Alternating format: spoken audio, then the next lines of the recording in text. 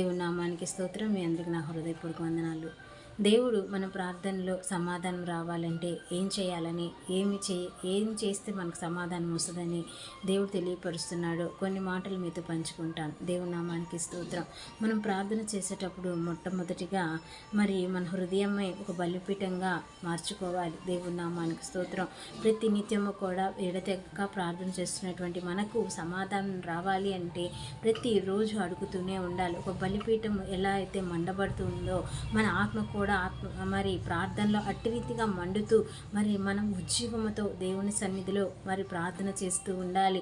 1 రాజుల గ్రంథము 18వ అధ్యాయం 37వ వచనంలో అలాగే వ్రాయబడింది ప్రియులారా. కాబట్టి మన హృదయం ఏ విధంగా మారాలంట?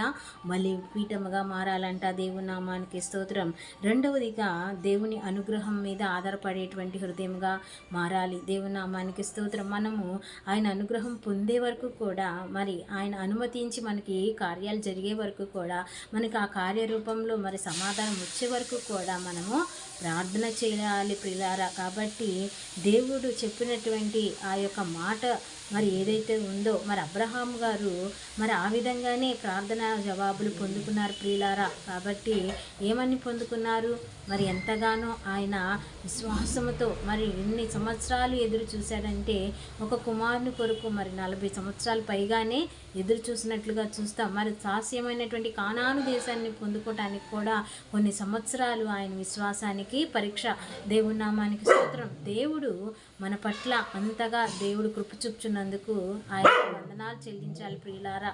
కాబట్టి దేవుడు ఎంతగానో మన యందు ఆయన కృప చూపుచున్నాడు. కాబట్టి మన హృదయం ఎప్పుడు కూడా ఆయనకి ప్రతిష్ఠించాలి, ఆయన్ని ఆరాధించాలి, ఆయన స్తుతించాలి, ఆయన గణపరచాలి.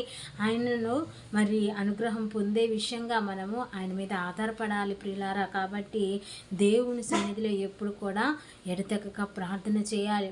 మూడవదిగా చెప్తాను, కన్నీళ్ళు విడుచుచు ప్రార్థన చేయాలి.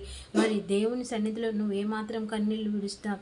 ఏ రీతిగా కన్నీళ్ళు విడుస్తున్నావు?